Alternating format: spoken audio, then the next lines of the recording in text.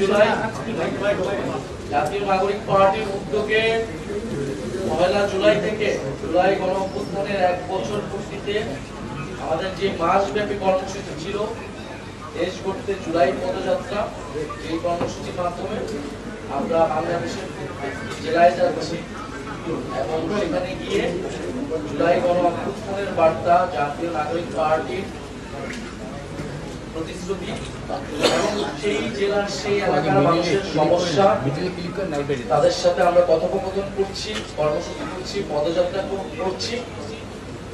সেই ধারাবাহিকতায় আজকে গোপালগঞ্জ জেলায় আমাদের কর্মসূচি ছিল, আমাদের এই পদযাত্রা এবং পথসভা ছিল।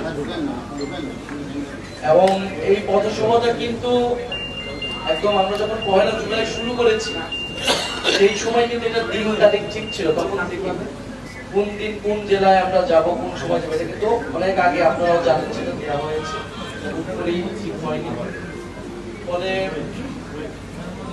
আপনারা জানেন আমাদের সদস্য সচিব বললেন যে মুজিববাদী সন্ত্রাসীরা, নিষিদ্ধ ঘোষিত সংগঠন ছাত্রলীগ এবং আওয়ামী লীগ এবং তার অঙ্গ সংগঠনের সন্ত্রাসীরা আমাদের গোপালগঞ্জের কর্মসূচিতে হামলা করেছে।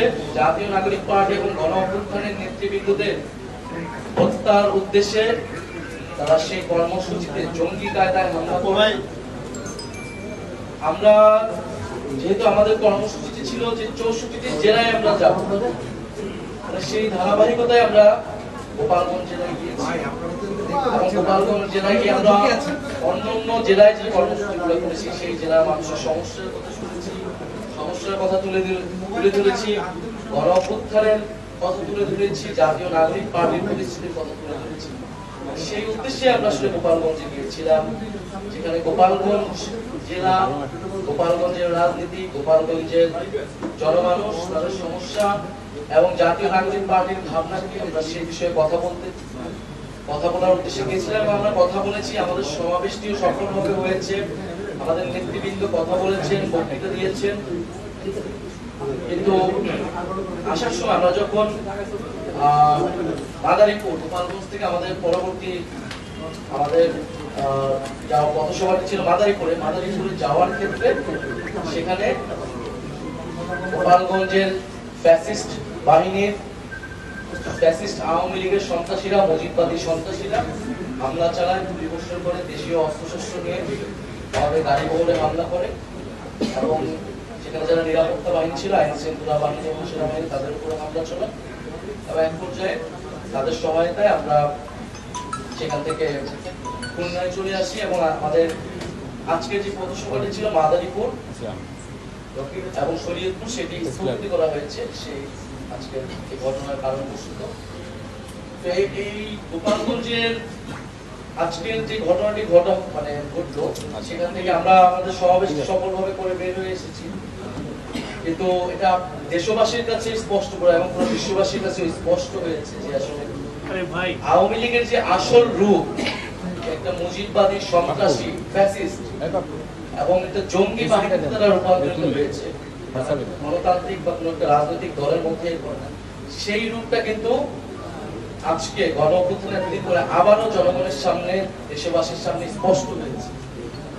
এবং গোপালগঞ্জে আমরা 5 আগস্টের পর থেকে শুনেছি যে গোপালগঞ্জের ভিতরে এই ফ্যাসিস্টদের একটা আশ্রয় কেন্দ্র হয়ে উঠেছে এবং পুরো সারা দেশের যাদের নামে মামলা রয়েছে, ফেরারি আসামি ছাত্রলীগের যে সকল নিষিদ্ধ ঘোষিত সংগঠনের নেতারা রয়েছেন, তারা সকলে গোপালগঞ্জে ছিলেন এবং তারা খুব পরিকল্পিতভাবে আসলে গণ অভ্যুত্থানের এবং জাতীয় নাগরিক পার্টির নেতৃবৃন্দদের হত্যার উদ্দেশ্যে আজকে আসলে সশস্ত্র হামলা চালিয়েছে। এবং বাংলাদেশে যে একটা মিথ তৈরি করে রাখা হয়েছিল যে গোপালগঞ্জে আওয়ামী লীগের বাইরে কেউ প্রোগ্রাম করতে পারবে না, এই মিথ আজকে জাতীয় নাগরিক পার্টি ভেঙে দিয়েছে। জাতীয় নাগরিক পার্টি যেহেতু চ্যালেঞ্জ নিয়েছে 30 দিনে তারা 64 জেলায় যাবে, জাতীয় নাগরিক পার্টি অবশ্যই সেই চ্যালেঞ্জ পূরণ করবে।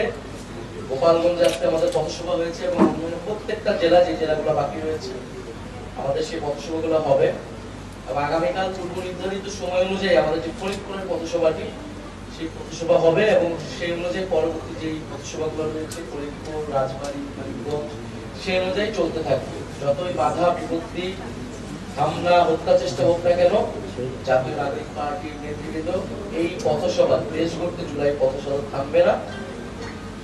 এবং আমাদের যে আজকে যে দুইটি স্থগিত হলো মাদারীপুর এবং শরীয়তপুর, সেটা আমরা পরবর্তীতে কভার করে নিব পথসভার মধ্যেই। আজকে প্রেস ব্রিফিং এর উদ্দেশ্যটা এটাই যে আমাদের পরবর্তী কার্যক্রমটা অব্যাহত থাকবে ফরিদপুর থেকে। আর আজকে সারা দেশে এই হামলার বিরুদ্ধে প্রতিবাদ জানিয়েছেন ফ্যাসিবাদ বিরোধী বিভিন্ন ছাত্র সংগঠন এবং রাজনৈতিক দলগুলো। আমরা জাতীয় নাগরিক পার্টির পক্ষ থেকে তাদেরকে আন্তরিকভাবে ধন্যবাদ এবং কৃতজ্ঞতা জানাই। জাতীয় নাগরিক পার্টি নেতৃবৃন্দ সারা দেশে এবং বিপ্লবী ছাত্ররাও সারা দেশে বিভিন্ন জায়গায় প্রতিবাদ জানিয়েছে, তাদেরকে আমরা ধন্যবাদ এবং কৃতজ্ঞতা জানাই। এবং গোপালগঞ্জের হামলায় কিন্তু সাংবাদিকরাও আহত হয়েছে, তো সেই বিষয়েও আমাদের সমবেদনা রয়েছে। এবং জাতীয় নাগরিক পার্টি আগামীকাল সারা দেশে বিক্ষোভ কর্মসূচি পালন করবে এই সশস্ত্র হামলার প্রতিবাদে। এবং আমরা আমাদের যে ফরিদপুরের পথসভা কালকে থাকবে, আমরা সারা দেশের মানুষের প্রতি আহ্বান রাখছি, সরকার এবং প্রশাসনের প্রতি আমরা আহ্বান রাখছি। গোপালগঞ্জের আমরা কিন্তু গোপালগঞ্জের আমরা বা যে কোনো জেলায় যখন আমরা যাই, প্রশাসনের সাথে কথা বলে যাই, সিকিউরিটি ক্লিয়ারেন্স নিয়ে যাই, গোপালগঞ্জে কিন্তু একইভাবেই যাওয়া হয়েছে। সেখানকার আইন শৃঙ্খলা বাহিনী এবং প্রশাসন আমাদেরকে যে ডিরেকশন দিয়েছে, যে রুটে যেতে বলেছেন, আমরা কিন্তু সেভাবেই দিয়েছি এবং আসার সময় সেভাবেই এসেছি। তারা যদি আরো কঠোর হতো, আরো সতর্ক হতো আগে থেকে, তাহলে হয়তো পরিস্থিতি তারা সামাল দিতে পারতেন। এবং তারপরও তারা সহায়তা করেছেন। এবং ওখানে আমাদের স্থানীয় যে নেতাকর্মীরা রয়েছে গোপালগঞ্জে আমাদের সংগঠন কমিটি রয়েছে, প্রধান সভাপতি আমাদের সাথে আছে ফুলদারিয়া, সেখানকার তাদের পরিবারগুলোকে কিন্তু হুমকি দেওয়া হচ্ছে এবং তাদের নিরাপত্তার বিষয়টা আমরা দাবি জানাচ্ছি। এবং সেখানে আমাদের স্টেজে আমরা যাওয়ার আগে এক দফা হামলা হয়েছে, সশস্ত্র হামলা হয়েছে, স্টেজে আগুন লাগিয়ে দেওয়া হয়েছে, পুলিশের গাড়িতে আগুন লাগিয়ে দেওয়া হয়েছে। সারা দেশের মানুষ এগুলো দেখেছে, আপনারা দেখেছেন। ফলে এটা নতুন কিছু নয়। আওয়ামী লীগের যে চরিত্র, ফ্যাসিস্ট বাহিনীর যে চরিত্র, মুজিববাদী সন্ত্রাসীদের সেই চরিত্র উন্মোচন করেছে। ফলে আমরা মুজিববাদীদের বিরুদ্ধে আমাদের যে লড়াই, যে সংগ্রাম, সেই সংগ্রাম আসলে শেষ হয়ে যায়নি।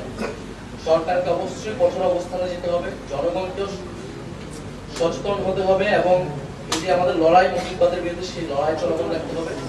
আমরা আজকের এই প্রেস ব্রিফিং থেকে দাবি জানাচ্ছি, পুরো ঘটনার সুষ্ঠু তদন্ত করতে হবে। যারা এই ঘটনার সাথে জড়িত, যাদের পরিকল্পনা, যাদের অংশগ্রহণ এবং যারা হত্যার চেষ্টা চালিয়েছে, তাদেরকে দ্রুত সময়ের মধ্যে, আগামী 24 ঘন্টার মধ্যে তাদেরকে গ্রেফতার করতে হবে এবং পরবর্তীতে তদন্ত সাপেক্ষে বিচারের আওতায় আনতে হবে।